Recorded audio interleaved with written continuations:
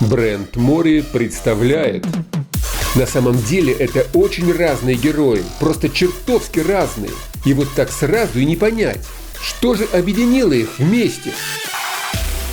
Ну вот смотрите, некоторые из них чертовски популярны. Ну, например, Ларри Уилл с его 1,5 миллионами подписчиков. Или игрок Питтсбурга Джеймс Харрисон. О том, что этот парень тратит на массаж и акупунктуру по $300 тысяч в год, помнится, писали все СМИ. А есть в этой компании парни менее известные, но не менее сильные и титулованные. Ну, например, пауэрлифтер Александр Луговой, который на одной из недавних тренировок выдал в приседе 400 на 2 повторения. Или Павел Леонов, за которым числится жим в 420 килограммов в софт-экипировке. Ну или тот же чемпион по стритлифтингу Виталий Фищук, но который на изи выход на 2 с полтинником делает. Машина. Так что же собрало этих парней вместе? Правильно. Они все не смогли устоять перед модным трендом и решили проверить свои силы в строгом подъеме на бицепс. Кто-то из них это уже сделал, как тот же Джеймс Харрисон или Александр Луговой. Кто-то только прикидывает свои шансы, как Виталий Фищук. А кто-то уже готовится к рекордным 110 килограммам и вплотную подбирается к рекорду Сопленкова. Хотя всей этой движухи могло бы и не быть.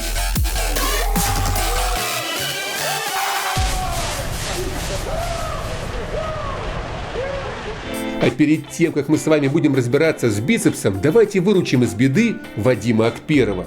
Ведь когда модный парень собирается идти на тренировку с пакетом, это реально беда. Но я просто не подготовился. Не подготовился. Благо бренд Мори всегда готов прийти на помощь. Вот смотри, раз. И можешь как рюкзак одеть.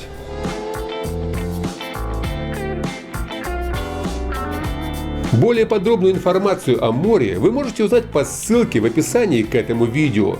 Ну а мы отправляемся в Суздаль.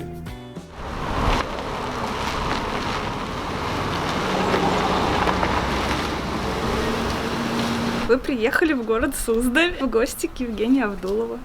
А ты нему вообще домой. гордишься, что он чемпион? Конечно. Горжусь и всячески поддерживаю. А в чем его секрет, скажи мне? В полезной еде, которую я готовлю и которую сейчас вас буду угощать. Сегодня у нас будет на первое щи, капуста суздальская, на второе картошка с курицей, щи, кстати, с грудкой куриной, суздальская клубника, суздальские огурцы, ну, естественно, компот. Все Местное. здоровое, все местное, да. В обычной жизни рекордсмен в строгом подъеме на бицепс Евгений Авдулов – айтишник. И в свободное время он любит повозиться со сломанной электроникой. Потому что первое образование технологии проектирования радиоэлектронных средств, там очень много было вот этой части, так скажем, схемотехнически, мне это всегда нравилось. Это вот основной сейчас инструмент для паяния, термовоздушная станция. С помощью нее всякие микросхемки поверхностного монтажа напаиваются. Но в объектив железного рейтинга он попал по другой причине. На недавнем турнире в Иваново на новом грифе он затащил рекордные 107,5 килограммов. Красавчик! И поговаривают, что был готов поднять и 110. Просто подходов не хватило. По-любому он поднимет, он и на этом турнире, в принципе, мог. У него просто вторая попытка, не знаю, по какой причине, может, не включился человек, я не знаю, не поднял. Поэтому он перестраховался, конечно, 107 сделал. Но если быть абсолютно честными, то приехать к Евгению в гости мы должны были гораздо раньше. В самом начале нашей работы над проектом «Самый сильный бицепс». Ведь Евгения можно по праву назвать старожилом этой спортивной дисциплины. Первый раз я увидел ее 2015 год, соревнования в Суздале проходили, на которых Кирилл Сарычев ставил рекорд по жиму на разы, там 200 килограмм пожал, на 18, по-моему, так. Вот там я увидел первый раз эту дисциплину, подъем на бицепс, на прямом грифе, и решил выступить, потом думаю, ну что, я же вроде поднимаю нормально, и очень понравилось. Но несмотря на то, что участников там всегда не хватало. Если вернуться в недалекое прошлое, то может показаться, что 5 лет назад в мире на бицепс у стены поднимало всего лишь 2 человека – Сити Флетчер и Денис Сопленков. Об этом во время недавнего интервью Андрея Луценко рассуждал и сам Денис. Года 3, наверное, Молчали все. Я тебе даже скажу, тогда, когда я побил, там, в принципе, там Вася что-то снял, что-то одно такое, что-то, а нужен ли этот бицепс, кому нужен этот. И про него забыли. Денис прав. Наш выпуск о его рекорде вышел в декабре 2015-го, а первая серия проекта «Самый сильный бицепс» увидела свет только летом 2019 года. Но, как нам кажется, железный рейтинг придал этому соревновательному движению мощнейший толчок к развитию. А потом я такой: Вася, ты понимаешь, что ты сбаламутил все опять? Ну вот как тут Денис с тобой не согласится? Взбаламутили мы, конечно, конкретно. И как итог, сегодня на бицепс поднимают даже те, кто больше всего ругает эту дисциплину – пауэрлифтеры.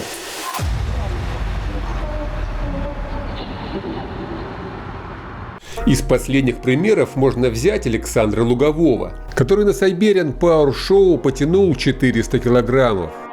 Так вот, вместо того, чтобы тренить рекордную тягу, Александр взял, да и озадачил всех, выложив в сеть видео, где он очень уверенно работает со 103-килограммовой штангой на бицепс на 5 повторений. 103 килограмма, которые я выложил, были 4-м подъемом на бицепс за год.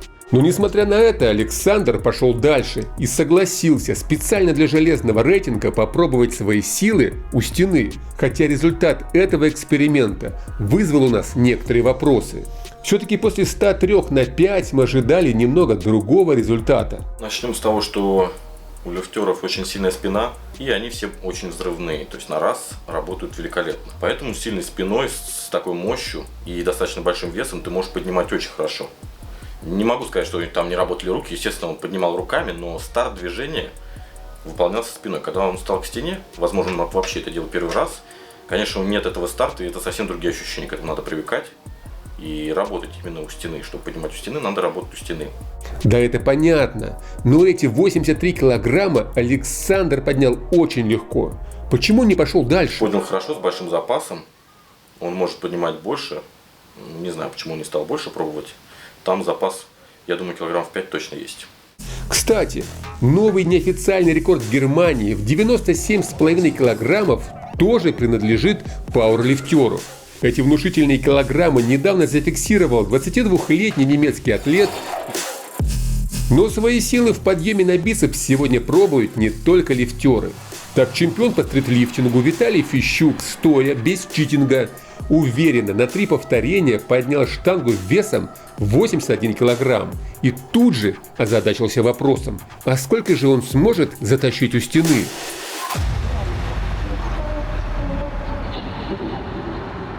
Если же говорить о весах, то интересно вспомнить, что когда мы начинали наш проект «Самый сильный бицепс», большинство атлетов поднимали в районе 80 килограммов, а результат в 90 килограммов уже оказался чем-то космическим. Так вот, сегодня с этой отметки многие просто начинают свою чемпионскую историю, как, например, звезда американского футбола Джеймс Харрисон, принявший вызов Ларри Уилса.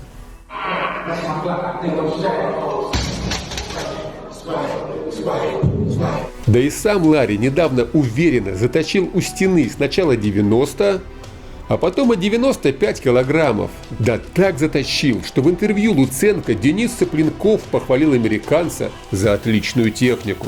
Понимаешь, он прям чисто супер делает, просто как бы там придраться даже не к чему. Но с другой стороны, что такое сегодня 90? Вот 100 звучит гораздо внушительнее. И если Ларри Уилс пока с этим весом справиться не смог, то российский жимовик Павел Леонов с первого раза затащил у стены даже больший вес – 105 килограммов. Собираюсь ли я поднимать в дальнейшем больше веса? Я думаю, да, почему нет. Будем работать, будем стараться. Вот так вот можно подкачать банки, пытаясь совладать с софт-экипировкой. Один раз в неделю я тренирую бицепс. Упражнения все простые. Это скамья Скотта, это молот. И наши любимые с Антохой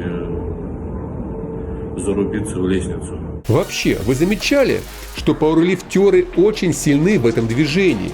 Интересно, почему? Потому что пауэрлифтинг – это лучший инструмент в развитии силы. Спорить с Александром мы не будем. Ведь как бы ни сопротивлялись сами пауэрлифтеры, строгий подъем на бицепс – это одно из официальных соревновательных движений этого вида спорта. Поэтому кто-то приседает, кто-то тянет, кто-то поднимает на бицепс, а кто-то жмет лежа.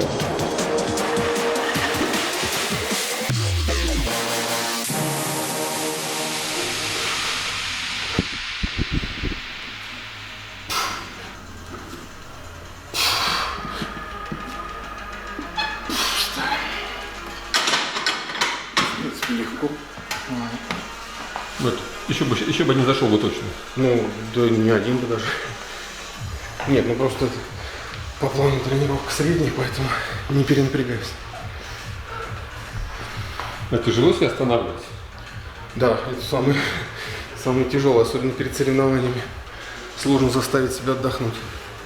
Несколько дней ничего не делать. А не обидно то, что кто сам не поднимает, пытается принизить значимость, сложность? Ой, я стараюсь не реагировать на такие выпады. Но, конечно, да, бомбит от этого. Особенно, что касается то есть, в основном, конечно, не понимают по поводу того, что различие между соревновательной дисциплиной и упражнением бодибилдинга. Вот эту разницу категорически не хотят воспринимать. Главная проблема подъема на бицепс здесь в том, что это единственное соревновательное движение, где указывается конкретная группа мышц. Отсюда и большинство придирок к технике. Хотя Евгений согласен, что для чистоты этой самой техники гриф нужно было поменять. Уже неудобно стало, то есть протаскивать штангу. Но есть другой момент. Убрали вот это вот как бы расстояние, уменьшили ног. И вынос штанги вперед тоже стал некомфортным. Приходится вот ловить вот этот вот момент. Все равно приходится. То есть вот были претензии по технике, когда я выполнял, что немножко развел локти. А там нереально не развести локти, потому что если я вынесу вес вперед, меня просто унесет вперед и все. А почему, как ты думаешь, вот к ногам прибирались, изменили расстояние? Не знаю, разговаривал с представителем федерации. То есть они сами толком не понимают, зачем это сделали, наверное. И в разговоре был такой момент, что могут поменять этот момент в правилах и убрать, вплоть до просто написать комфортное положение. Какое-то время Евгений был в тени других наших героев – Низами Тагиева и Олега Соковича. Хотя и мелькнул один раз в нашей серии со дня физкультурника. Но когда правила вернули на соревнования правильный гриф, Евгений Абдулов тут же показал, кто в доме хозяин. Будем надеяться, что на стартующем 8 августа чемпионате Европы в РПФ у Евгения получится сделать то, что не получилось на турнире в Иваново – зафиксировать рекордные 110 килограммов и еще на шаг приблизиться к олл-тайм рекорду Дениса Цыпленкова. Да я на самом деле абсолютно не сомневаюсь, что он поднимет, просто вопрос, когда он это сделает. Он 100% поднимет, потому что он на тренировках он поднимал.